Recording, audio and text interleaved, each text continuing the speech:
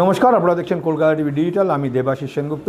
আজকে যে খবর নিয়ে আসছি সেই খবর নিয়ে কিন্তু রীতিমতো আলোড়ন চলছে। ইতিমধ্যেই বিভিন্ন সংবাদপত্রে যা অভিযোগ আসছে সেই অভিযোগ হচ্ছে যে কলকাতা পৌরসভার অন্দরে দুর্নীতি, আর এই দুর্নীতির জ্বরে কিন্তু রীতিমতো আক্রান্ত ফিরহাদ হাকিম অর্থাৎ কলকাতার মহানাগরিক।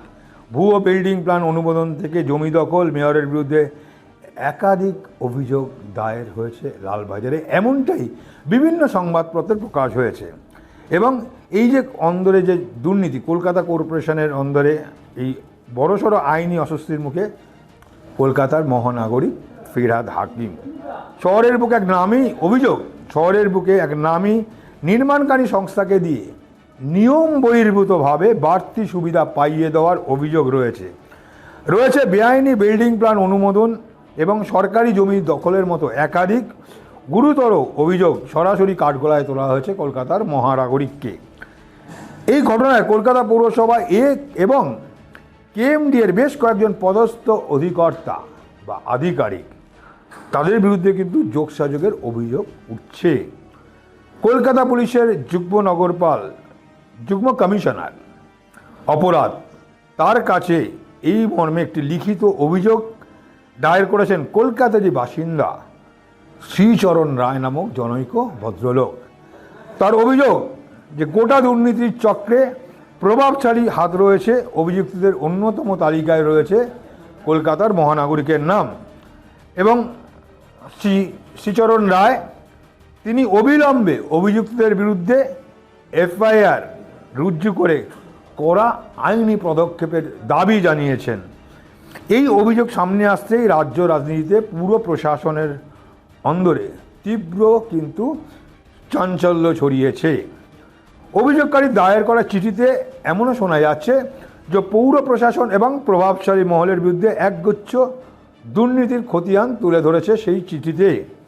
এবং মূলত একটি বড় প্রমোটারি সংস্থাকে, নির্মাণ সংস্থাকে এলএলপি কোটি কোটি টাকার অন্যায় সুবিধা পাইয়ে দেওয়া হয়েছে এবং এই জালিয়াতির জাল বোনা হয়েছিল বলে অভিযোগের মূল 6টি স্তম্ভ রয়েছে, যেটা বলা যেতে পারে পরপর করে। এক হচ্ছে ভুয়ো পরিদর্শন রিপোর্ট প্রস্তুত করা, কোনো একটু নির্দিষ্ট নির্মাণ ক্ষেত্রকে প্রকৃত পরিস্থিতি আড়াল করতে পৌরসভার একাংশ আধিকারিক ভুয়ো ও মনগড়া ইন্সপেকশন বা পরিদর্শন রিপোর্ট তৈরি করেছিলেন, এমনটাও কিন্তু অভিযোগ।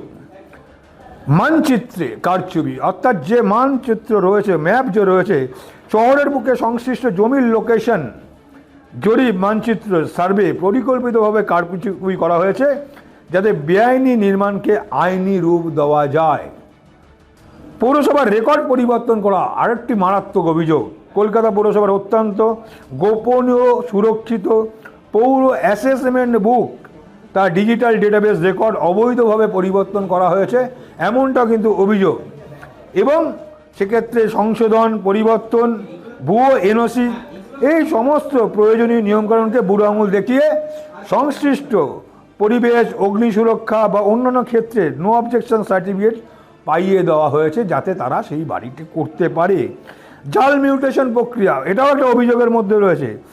জমির মালিকানা সংক্রান্ত বিষয়ে সম্পূর্ণ বেআইনি এবং জাল উপায়ে মিউটেশন প্রক্রিয়া সম্পূর্ণ করা হয়েছে, এমনটা অভিযোগ রয়েছে।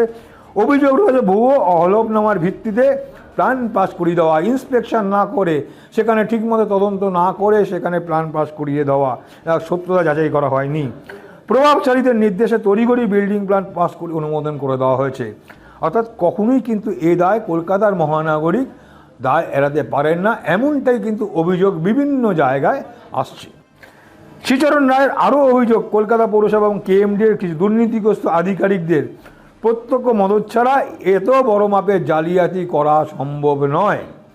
এবং এই গোটা প্রক্রিয়ার মাথায় ছত্রছায়া হিসাবে কাজ করছেন কলকাতার মহানগরিক ফিরহাদ হাকিম। এবং এই সংস্থাকে ক্ষমতার অপব্যবহার করে একটি নির্দিষ্ট কর্পোরেট সংস্থাকে অন্যায়ভাবে লাভবান করার পিছনে বড়সড় আর্থিক লেনদেন থাকলেও থাকতে পারে, এমনটাও কিন্তু অভিযোগ। লালবাজারের অপরাধ দমন শাখা কাছে জমা পড়ায় এই অভিযোগে কলকাতার নাগরিক মহলেও ক্ষোভের সৃষ্টি হয়েছে। যেখানে সাধারণ মানুষ একটি সামান্য মিউটেশন করতে গেলে দিনের পর দিন ঘুরতে হয়, আর সেখানে কিভাবে একটি প্রভাবশালী মহলকে, এই সংস্থাকে সুযোগ পাইয়ে দিতে কীভাবে খোদ ডেটাবেস বদলে ফেলা হচ্ছে, তা নিয়েও কিন্তু অনেক প্রশ্ন উঠছে। অর্থাৎ সব মিলিয়ে রীতিমতো বলা যেতে পারে বিপদ আরও ঘনাচ্ছে মহানাগরিক ফিরহাদ হাকিমের, এমনটাই কিন্তু মনে করছে বিশেষজ্ঞ মহল। আর এই ঘটনা সামনে আসতেই সরব হয়েছেন বিরোধীরাও, অর্থাৎ তারা তো বসেই ছিলেন। বিরোধীদের দাবি কলকাতার এখন দুর্নীতি আখড়ায় পরিণত হয়েছে। যা তারা মুখে বলছিলেন, বাস্তবে এই ঘটনা ঘটলে তা কিন্তু রীতিমতো শোরগোল পড়ে যাবে। মেয়রের পদ থেকে ফিরহাদ হাকিমের অবিলম্বে ইস্তফা দেওয়া উচিত এবং নিরপেক্ষ তদন্তের স্বার্থে পুলিশকে দ্রুত এফআইআর করে তদন্তের জন্য কিন্তু তারা বারবার করে চাপ দিচ্ছে।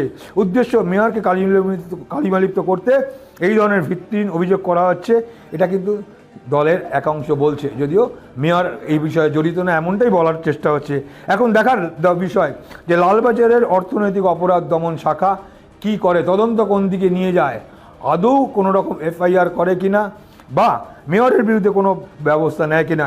এই ঘটনা আগামী দিনে কলকাতার যে পুরো রাজনীতিকে এক বড় সড়ো ঝড় তুলতে চলেছে তা কিন্তু বলাই বাহুল্য। কেন জানো, ইতিমধ্যেই পুরো কমিশনার তিনি কিন্তু মাসিক অধিবেশন, সেই অধিবেশন কিন্তু সেখানে তালা দিয়ে রেখে দিয়েছিলেন, করতে দেননি মাসিক অধিবেশন। এবং সেক্ষেত্রে দাঁড়িয়ে অভিযোগ তৃণমূল কংগ্রেসের যারা জিওই এখনও পর্যন্ত বোর্ড তৃণমূল কংগ্রেসের রয়েছে, মেয়র রয়েছে, তাদেরকে কাউন্সিলর রুমে গিয়ে অধিবেশন করতে হয়েছে, অধিবেশন সেখানে করতে দেননি, তালা চাবি দেওয়া ছিল এবং চেয়ারপারসন বারবার বলার সাথে তালা খুলে দেয়নি। অর্থাৎ রাজ্য এবং পৌরসভার যখন সংঘাত এরকম চূড়ান্ত জায়গায়, তখন এই দুর্নীতি উঠে আসে। আর দুর্নীতির যে অভিযোগ সেই শ্রীচরণ রায়ের, তা কিন্তু সরাসরি কলকাতার মহানাগরিক এবং সারা রাজ্যের যে নগর উন্নয়ন, সেই নগর উন্নয়নের সঙ্গে যুক্ত থাকা বেশ কিছু আধিকারিকের বিরুদ্ধেও কিন্তু অভিযোগ উঠছে, যে দপ্তরটা ছিল কিন্তু কলকাতার মহানাগরিক ফিরহাদ হাকিমের হাতেই। অর্থাৎ একদিকে পৌর নগর উন্নয়ন মন্ত্রী, অপরদিকে কলকাতার মেয়র। এখন দেখা যাক যে আগামী দিনে কোন পথে এগায় বা পৌর রাজনীতি কোন দিকে যায়, সেটাই দেখার বিষয়।